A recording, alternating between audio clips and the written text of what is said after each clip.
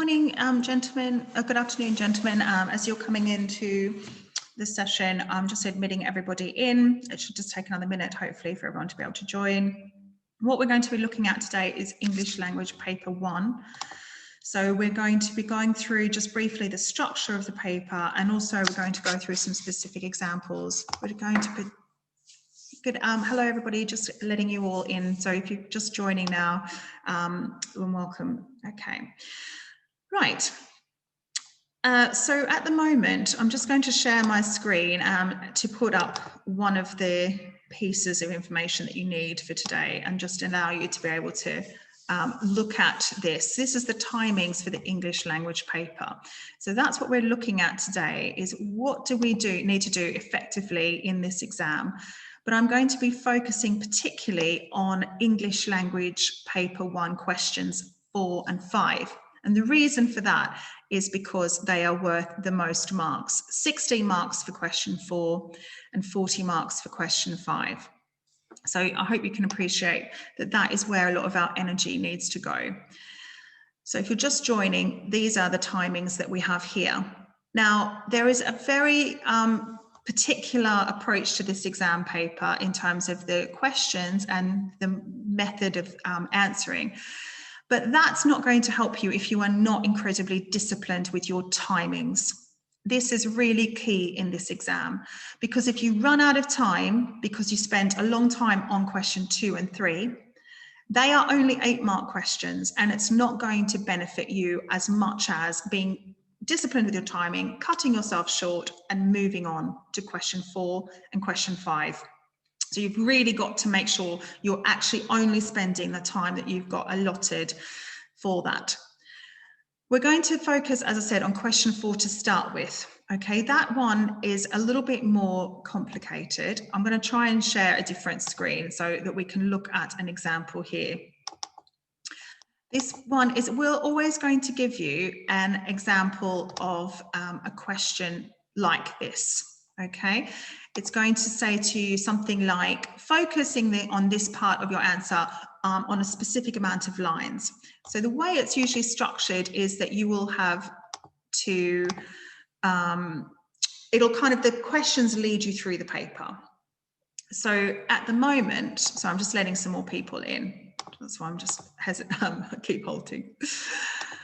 The way that the paper is structured is that question 1 will usually ask you about something quite close to the beginning of the extract, usually in the first paragraph.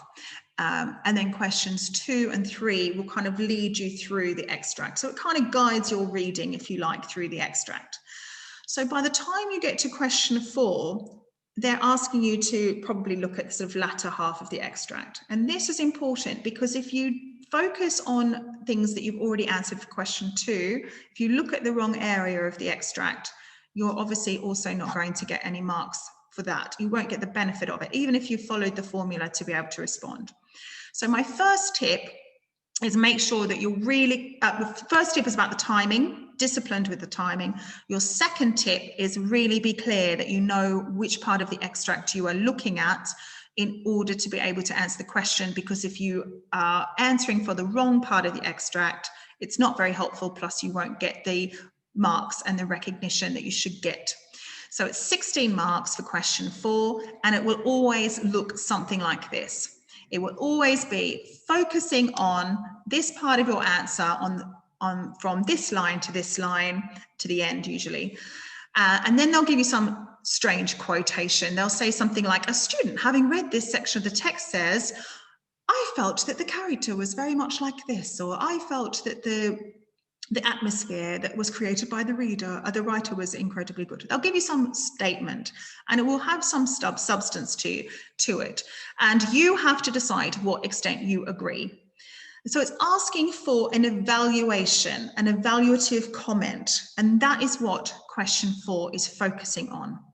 Now, when it's giving you those bullet points, it's basically suggesting to you that you should be following these things, and it's really just guiding you to write about your own impressions. So yeah, do you agree or disagree? You can engage with that, or I agree to some extent. So that could be an opening phrase. I agree or disagree. I agree to this extent. And usually you want to just take one position and argue it. Then you're evaluating how. Now the how is the techniques. It's the peel. This is the language technique that's used, and this is the effect on the reader. That is what it's really asking you to look for. And obviously supporting your opinions with references to the text. It's making it very explicit that you need to be using quotations to support your analysis and to support your evaluation. So that is the first bit that you really need to look at in the question. Highlight the key words. What is it specifically asking you to do? Look at the key sections it's asking you to explore. And that is how you need to sort of start off. If anyone joined in a bit late, I sort of said I was going to focus mainly on question 4 and question 5 today, just because they are the high mark questions and they're the ones that we need to spend the time on. So when you're responding to question 4, this is the approach I would suggest, and I can put this up as well, so you've got this worksheet. First of all, reread the extract and consider whether you agree or not with the statement. So I'm just letting someone else in. Pick out methods. So is there any language methods? But you also can explore structure. And that is also an important thing. You will get marks for looking at structure too, as well as language. And analyze those effects. You need to use those quotations to support your opinion and to provide evidence for your evaluation. Analyze the effect on the reader in as much detail as possible. We are not wanting sweeping generalizations as, you know, it makes the reader think. I mean, that's the sort of things you're writing in year 7, and if that, it's definitely not hopefully expecting you to do that. Talk about 3 or more devices. So you really need to be doing kind of 3 peel papers. So this is for your English language paper 1, okay? This is question 4 of your English language paper 1. So you need to be looking at 3 devices, and you need to choose well-chosen evidence, precise keyword quotations, and support each idea. Now, if you want to challenge yourself as well, and this is where we're looking at the 7 to 9 grades, you need to be looking at multiple interpretations of a keyword or a device. There's often kind of nuances of meaning potentially that you need to sort of be able to address. So that's where the subtlety comes in for the 7 to a 9 with the evaluation. Okay, you're aware that there's sort of nuances of meaning there. Okay. Right, so what we've got here, and this is a past paper, and we've got an extract from a novel by Daphne du Maurier, and they'll often choose for language paper 1, they'll often choose an unseen extract, but it will be usually from quite a well-known writer, not something you would have necessarily, no one would have necessarily read, but that it'll be a well-known writer, and it's often, not always, often openings of novels. They quite like to choose openings, ones where character is established or setting is established usually.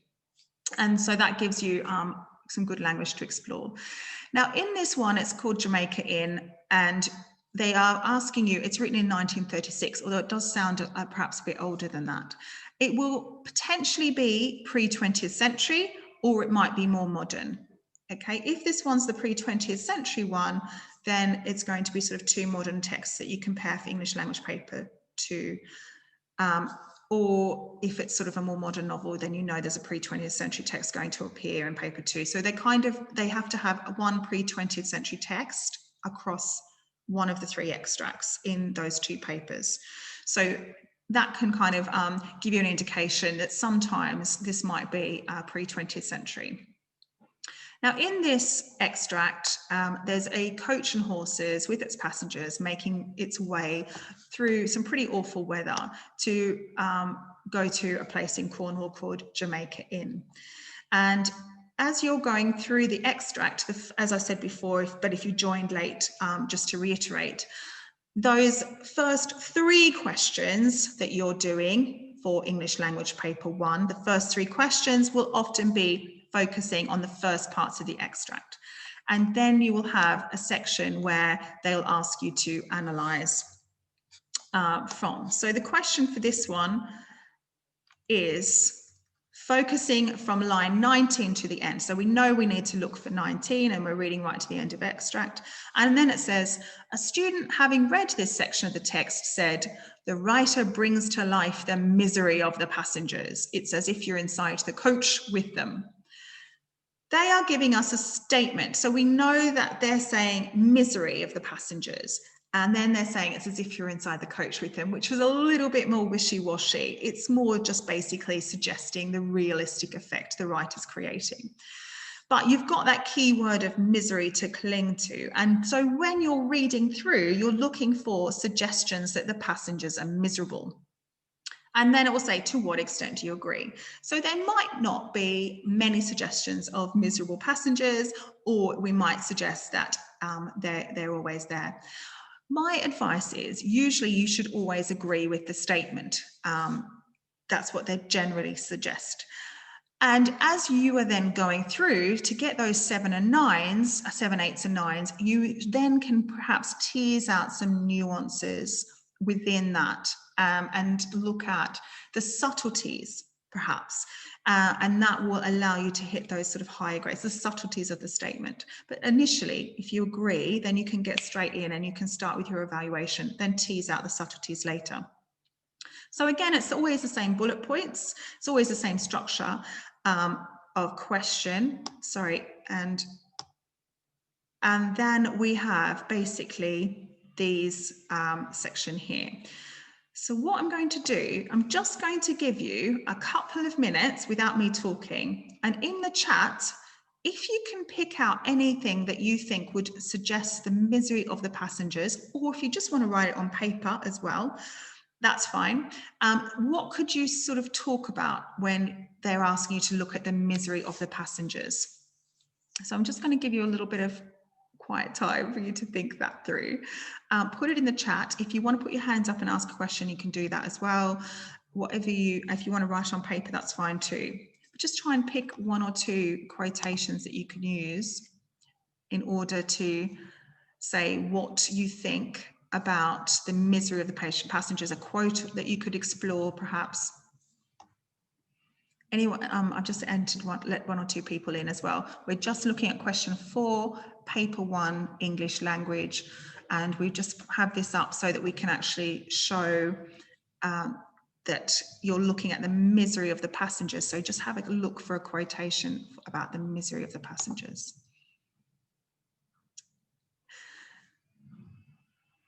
Good question, Kevin. I'll speak to you about that in a minute. Yeah, that's good. Johnny's put down shower of rain. Pathetic fallacy. That is fantastic. Well, yeah, absolutely pathetic fallacy. And it definitely shows the misery of the passengers.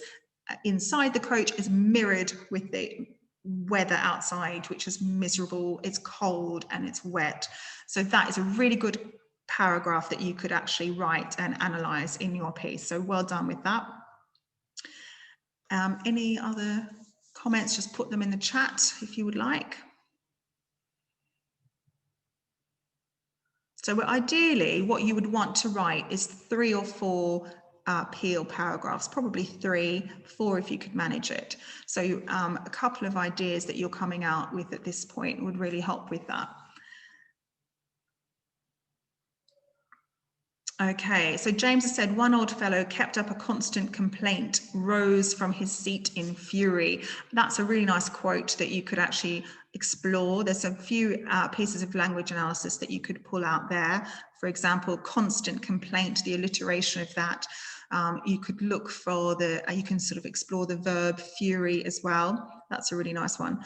Callum has said, jovial, red-faced woman in a blue cloak sighed heavily. The emphasis, excellent, and juxtaposition of that as well. Are you thinking of the juxtaposition of the jovial and the sighed heavily? So, that sounds lovely as well. Well done. Very good, showing she's fed up and miserable too. So these are all quotes that are reinforcing that student's quote that we're agreeing with. So it's quite easy to go in with the agree, as you can see. Any other ones that are coming out? I'll just give another minute or 2 for people who might be typing. Oh, sorry, I'm going to turn the lights back on.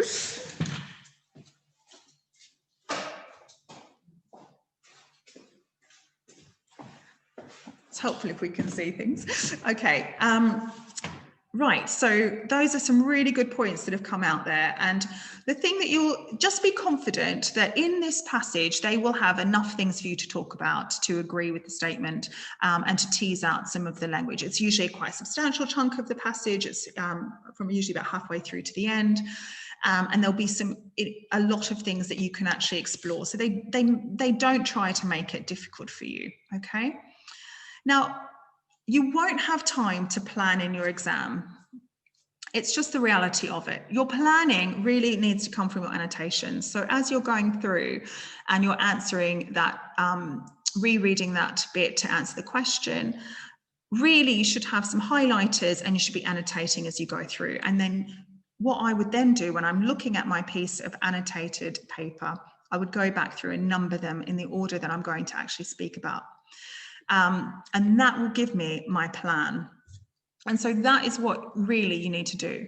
But before you get to that stage, if you're doing practice ones at home, I don't think it hurts to do some planning, a quick mind map to give you that structure and spend more time planning than perhaps you would actually be able to do in the exam. And that's absolutely fine because it gives you a good practice. So James has pulled out another one and he said, it implies the old fellow thought the way he was being treated was depraving and it's making him react in an atavistic way. Excellent. So using some of those key words as well from your literature can be a really good thing to do in your English language as well. That's good. So these were just some of the ideas, and it's not to say that you should have got all of these. The idea is just to show you there is a lot there to talk about, more than you need to and can probably do in the time. So some of these were, for example, the main character seems to be desperate and without hope. You know, the quotation you could use there is hoping with a sort of desperate interest that some ray of light would break the heavy blanket of sky. So there's that symbolism of the light and the metaphor as well that they use in terms of the light breaking the heavy blanket of the sky. Then you've also got the other characters are staying close to each other and seem to act as one. A few passengers huddled together for warmth, exclaiming in unison when the coach sank into a heavier rut than usual. So again, the idea of that huddling together, the exclaiming in unison, you've got as well the adverb as well, and you could explore that in a little bit more detail. The coach is cold and unpleasant, made worse by the old man. The window came down with a crash, bringing a shower of rain upon himself and his fellow passengers because he's trying to open the window, and then when it happens, you've got the crash of the onomatopoeia, and you've got that idea about the shower of rain, the metaphor there. And again, this is also stuff you can link to what was said about the pathetic fallacy and the idea that Johnny mentioned about that and how that can apply the behaviour and the mood of the people in the coach mirroring the weather. These ideas can be linked to that. There's the almost animalistic description of the woman in the blue coat burrowing into the depths of a large basket. And again, there's that idea. And Mary separates herself from others, even though the coach is worse where she is. Mary Yelland sat in the opposite corner where the trickle of rain oozed through the crack in the roof. And you've got some onomatopoeic language there you could explore, or again, other language that you wanted to pull out. You know, you can always talk about the adjectives and the verbs, the adverbs as well, if you wanted to, and that's something that actually shows sophistication too. Really, the point of going through that these are some of the suggestions is not to say that they never say you have to include certain content. They always make it very clear to the examiners that these are suggested content only. You're not penalised for not including any of it. It's just to show you that actually they often choose very rich passages, which has got lots to talk about. Now, you really should aim for 3 paragraphs, 3 Peel paragraphs that link to evaluating the comment. And then also you had, again, Mary Ellen with optimism, the momentary trace of blue heaven. Now, I've just thought it would be useful perhaps to show you a couple of responses here. So we've got, first of all, the idea of exploring the statement. So we've got kind of 2 paragraphs that people have written. And I think actually The first one, I agree with the statement, I think, because the characters are realistic. It feels like we're in the coach with them when it says an old man let the window down with a crash, bringing a shower of rain upon himself and his fellow passengers. It uses onomatopoeia and a metaphor to put an image in the reader's head and make us feel like we're really there. We also feel like we're inside the coach when it says, okay, what is the issue with this answer? This is not going to be a 7 to 9 response I'm feeling as I'm reading it if I'm an examiner.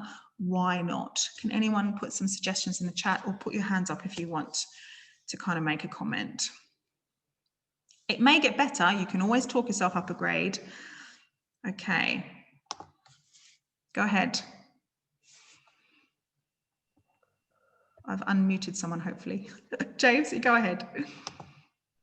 I was going to say there's a lack of key words to use, like, you know, just like, for example, you could have said that people on the bus were suffering with anxiety about the trip because they were so cold, and Yes. they were, when they were huddling together, it was out of fear that you could just link it to, it was out of fear that they were worried about getting hypothermia, something like that.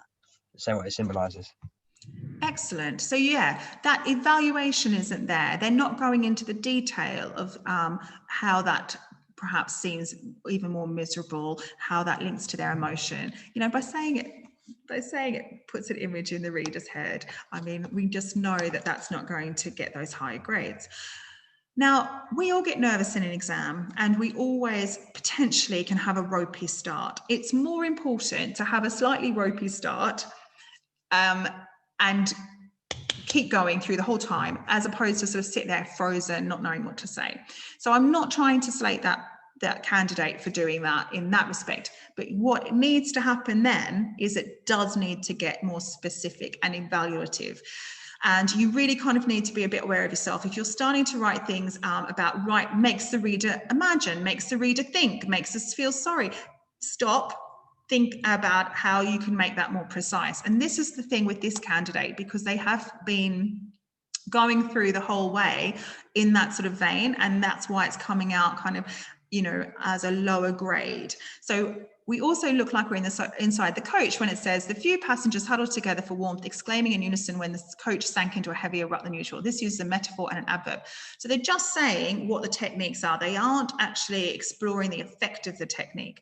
They're all cold and grouped together, and we feel sorry for them, so we can imagine how cold they are and feel like we're there. This makes us feel sorry for the passengers. So it's starting to become a little bit repetitive. They're trying to analyze, but they're finding it a bit difficult. They're at a bit of a loss on how to do it. And that continues through the answer. You know, in the next one, it makes her seem like an animal, which is effective because the reader imagines it.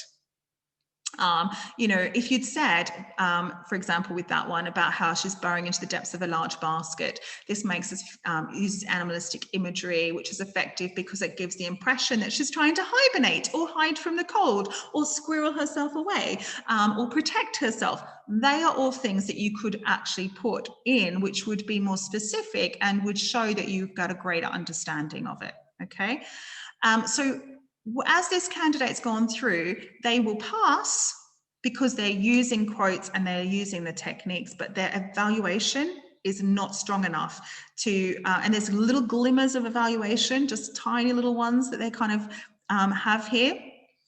You know, she seems different to them. For example, Mary Yellen seems different to them. That's something potentially that you could sort of say, but actually as a whole answer, it's not as strong. A better way to do it would be something like this. So for example, have a look through and just see if you can again put in the chat, or if you want to put your hand up, a couple of things that you feel is stronger in this response. So I'm just going to give you a minute or two to have a look at that and see what you think in terms of whether it's a stronger response.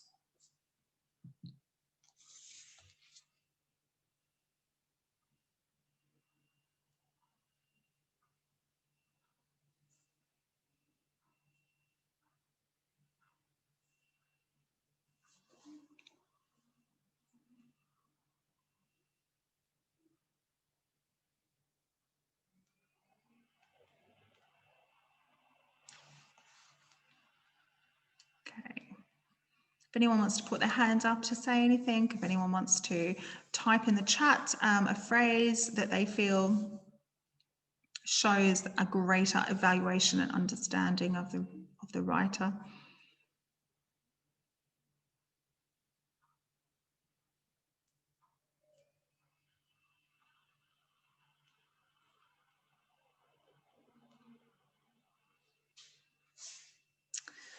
So let's have a look then together. So the first bit is straight away a little bit more evaluative. Du Maurier, the writer, brings the characters to life through the extract by using language to describe them in detail. For example, we meet the angry old man who decides to let the window down with a crash. Excellent. So we've got some people saying, oh, okay, fantastic. This was better than the first grade 6 or 7. Yeah, the use of imagery with the word burrowing. Yes, they're looking at that. Well done, James. That's fantastic. Johnny says there's detailed points with a lot of evidence and literary devices that back up the points. Exactly. Well done. This is a much stronger answer. And this is where you need to be aiming for. It's a good 7, if not a little bit more, perhaps on a good day, and depending if they write a bit more. You know, it's very, very strong. And this is what you need to be kind of looking at. Well done, Johnny and James. Thank you for that.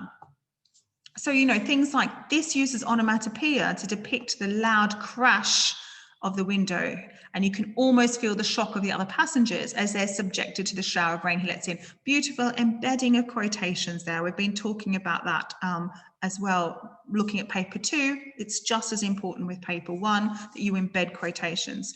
The metaphor reveals how much he's impacted the other passengers with his actions, and we start to feel like we're inside the coach, suffering with them. So by using just, again, the emotion of how we would feel within the, that environment, it's elevating their evaluation.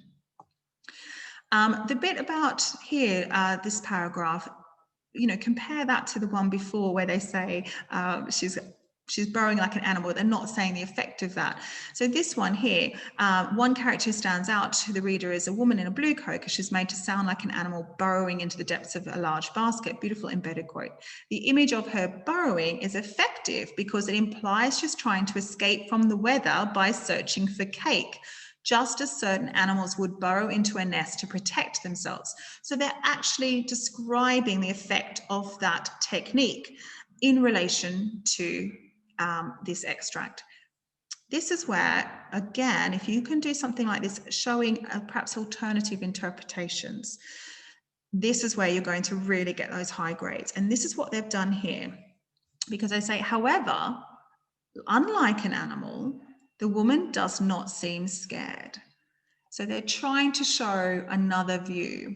She winks at the other characters and seems to be enjoying the experience.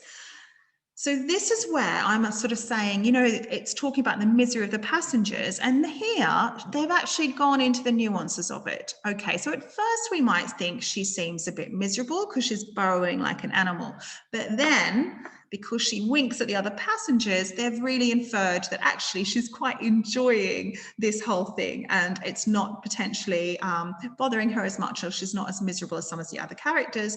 And so there you get some nuances there where you can start to kind of explore how much you're agreeing with the quote, and that's what they're doing there. So that's a really good example of that.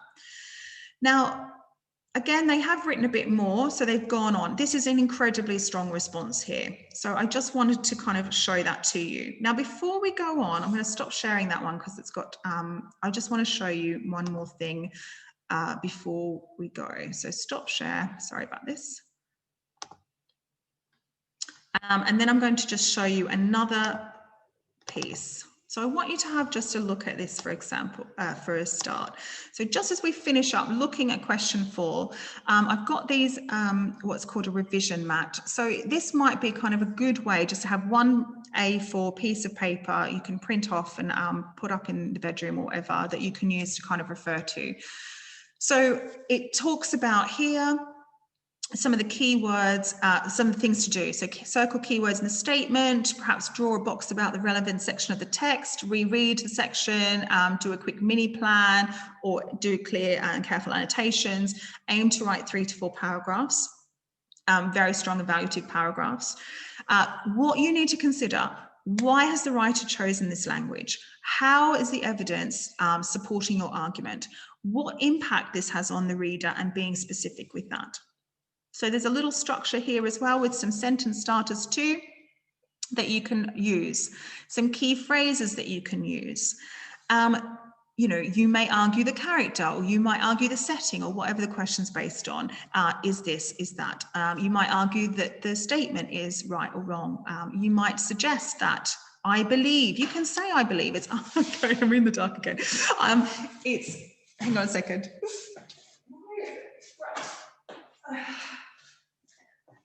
I need to move more, sorry. You know, you need to perhaps think about how you can put that forward, and you can say I believe, and because that's what it's asking for your opinion. You can talk about some evaluative sentence starters. This clearly shows the writer has managed, this is effective because the reader is bound to think, one reader might argue that. So this is there for that. You've got 20 marks, you've got 20 minutes. Make sure you are clear, especially, particularly, notably, prominently, marked, predominantly. You know, these are phrases that you can use. You can speculate. This could suggest, possibly, potentially, seemingly, viably, arguably, conceivably. These are words that you can bring in to bring the nuances of understanding as well. Evaluate with your language. This is definitely, surely, certainly, deliberately, cleverly, frequently, regularly, unquestionably, typically. Those are all words that you can use, okay? Now, remember, it is evaluation. It's evaluating what and how. It's evaluating the writer's techniques, okay? So I'm going to just stop that share there. Now, these are going to go on to everybody, everybody's. I'm going to just talk to Sarah about how I upload, if I'm uploading the whole video or just if I'm uploading these points, but everyone can have access to these, to the sheets that I've looked at. And that one in particular, I think is helpful. So definitely I will be uploading those revision mats. So, oh yeah, Johnny's just asked that. Yeah, perfect. So I'll definitely put this up, and James has asked that too. So that's absolutely going up on Satchel after the session. So please don't feel, oh, I didn't get any of that. Oh, it's too quick. I'm putting that up just to explain it to you though. The keywords one I think is really useful. Okay, now that was all I was going to talk to you about question 4, because I did want to briefly go on to question 5, and we only have kind of a sort of small amount of time left. So I just wanted to be able to talk to you about some of those question 5 pieces. Question 5 is either the description or it is the, sorry, before I move on, I just better double check. Were there any questions about question 4 before I move on that you wanted to perhaps raise or put your hand up and ask? Or if you wanted to, just put it in the chat if you think about it in a bit, and I can always come back to it as well. Okay. Right. Now, when we're looking at English language, the first part of the exam paper is really getting us to evaluate how a writer does something and how our experiences as a reader are. And then it's actually asking us to use those same techniques in our own writing, and it's asking to show that in our writing. So one of the things I would definitely say is these are the techniques that you want to be focusing on. You want to be able to include some of those techniques that the writer is using, perhaps in their first extract, the unseen extract, or that writers typically use. But also I would suggest to you, there might be some structural features as well that you can use, and you really need to be quite thoughtful about the structure that you're using. They're either going to give you a picture, which could be a description, or it could be they might say write a story based on the picture. You need to make sure you are putting a lot of descriptive elements in, even if it is a piece of narrative writing, even if it's the story option you're choosing. Some people are choosing too much to put in their stories, and it's not enabling you to focus enough on the description and to show that you can do these things, that you can put alliteration in, that you can put adjectives and adverbs and metaphors or simile or motive language or even a rhetorical question, that you can use a range of punctuation because you are marked for that, that you're using sensory imagery. The sensory imagery is really key for the description and also for the narrative. And I think people kind of are sort of focused on wanting to show the whole thing of what could happen in their story, and they're trying to write it all in. And what happens is you get lost on these techniques. It's trying to show that you understand these techniques, as opposed to you could write something that could be a novel one day that you could sell, but we don't have the time for all that.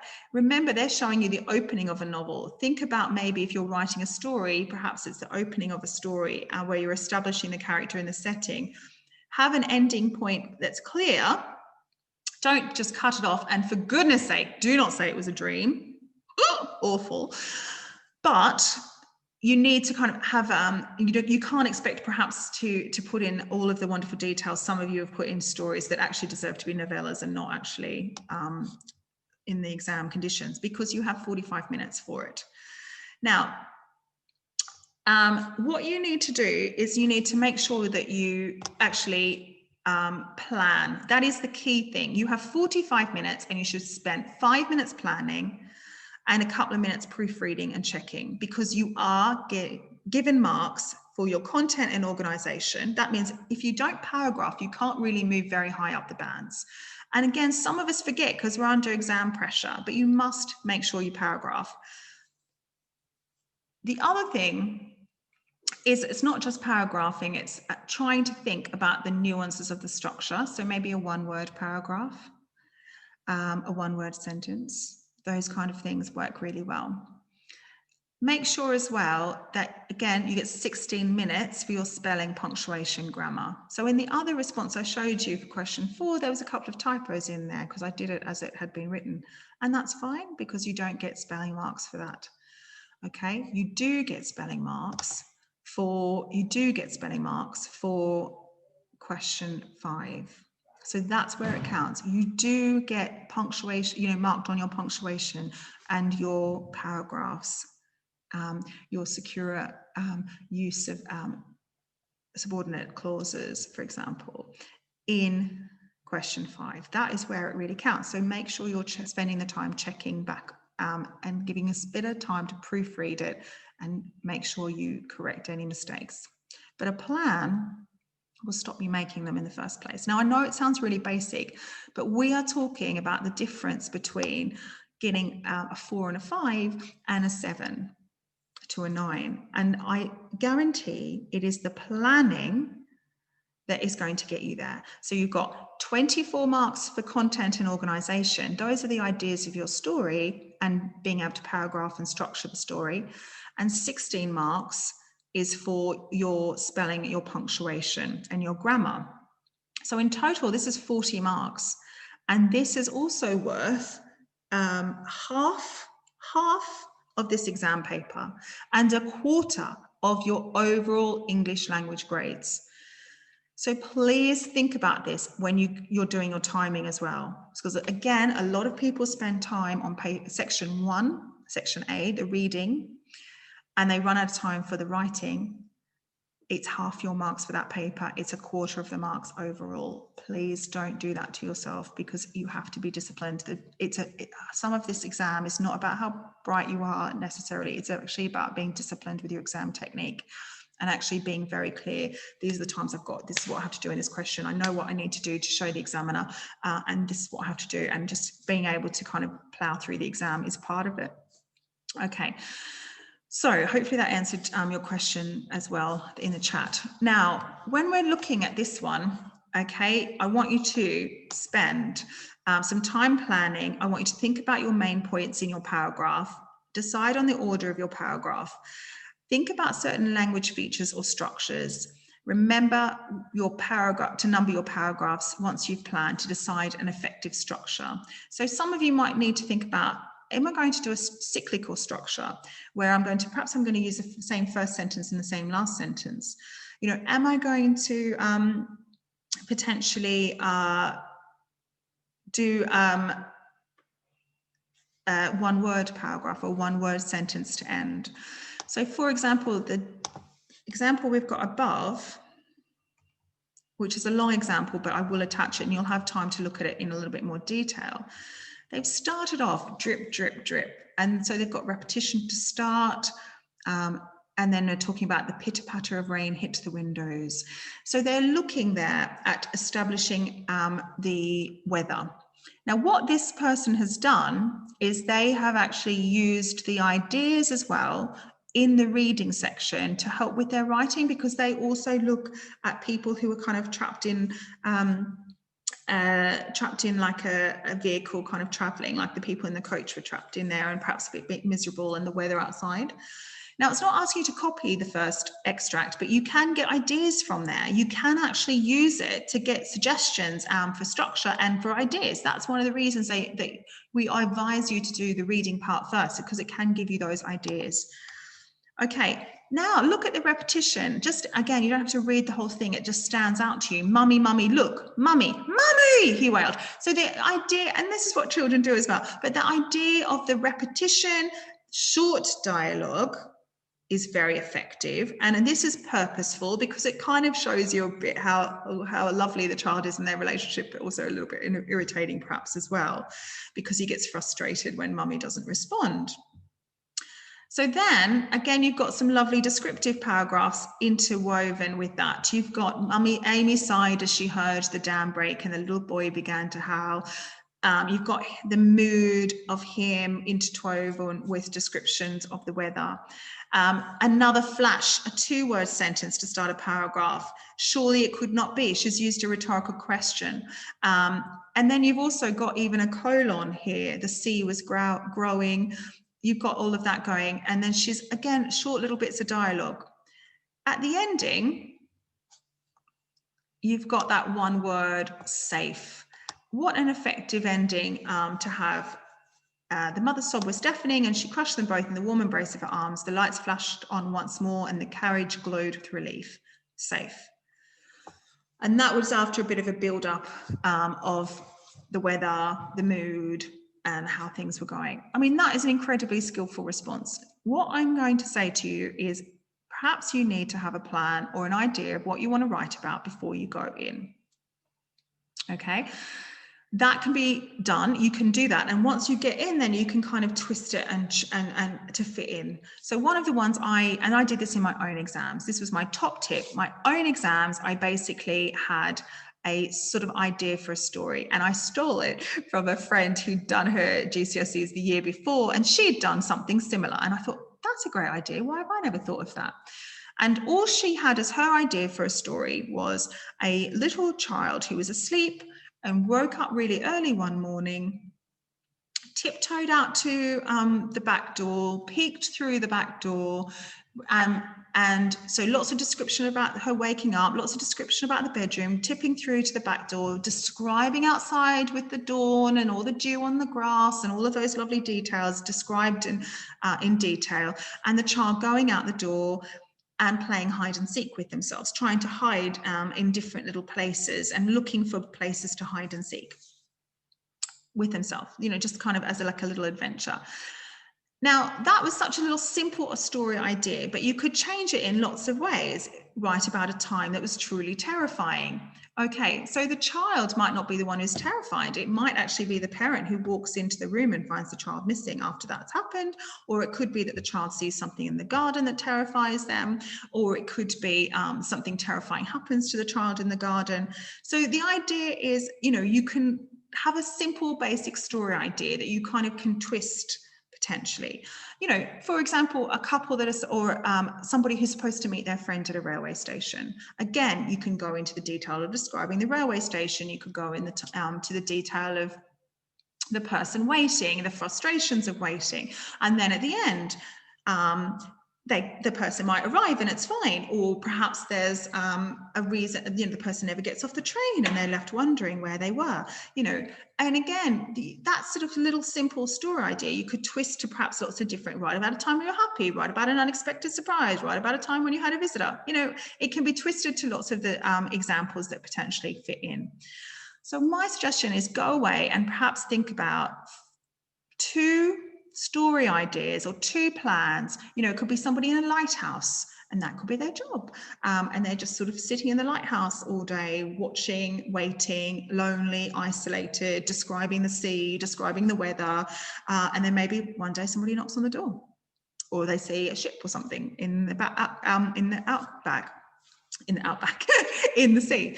It doesn't have to be really complicated, okay? It could be just someone going on a train journey, or it could, we mentioned the train station though, didn't we? It could be, again, perhaps somebody at a fun fair, or it could be somebody in a shopping mall. You've got to avoid the temptation, though, that this is going to turn into a Quentin Tarantino film or something like that. And suddenly there's loads of people and lots of violence and things like that. It's not necessarily that's turning into too much action. There's too much going on, because you need to be rooted in the description and you need to be focusing on that. I think that's them telling me to stop.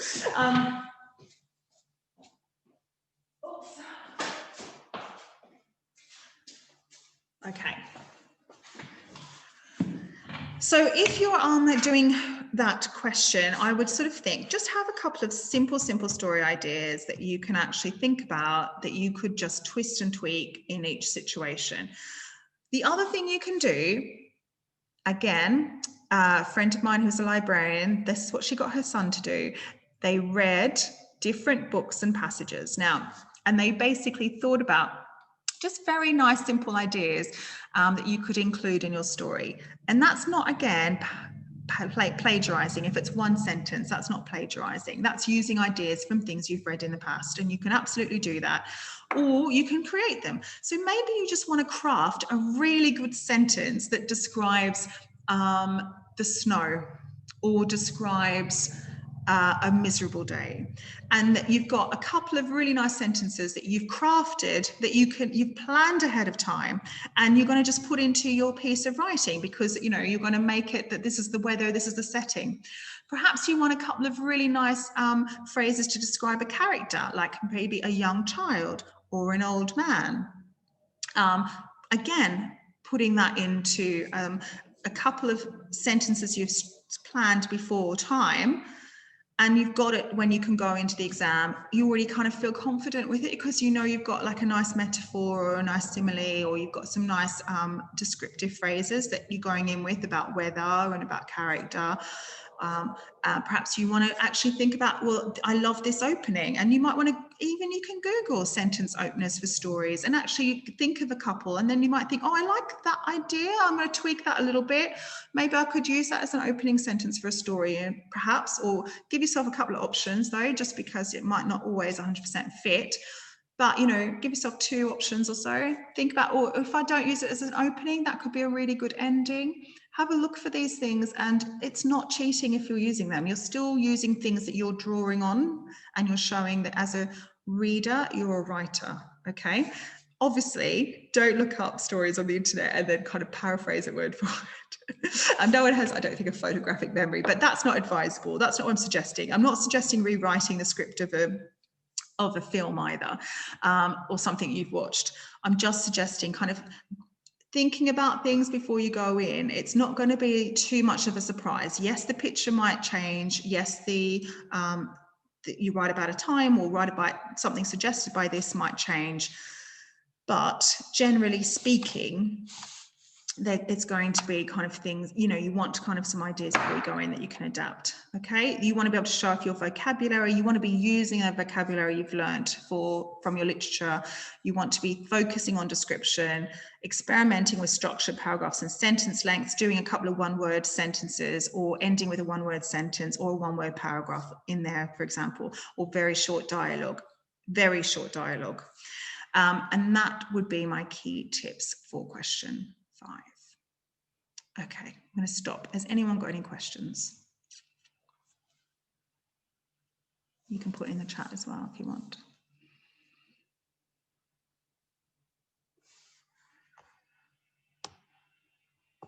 Okay. Go ahead. Miss, sorry, but where can we print off some past papers to do? Right, so I asked if Sir could actually upload this past paper. Did he do that? If not, I'll attach it with this as well. So the past paper on Jamaica Inn, I will attach. Is that okay? Yeah, cool. Thank you. If you haven't got it already. And also, I have got what they're called little shorts as well.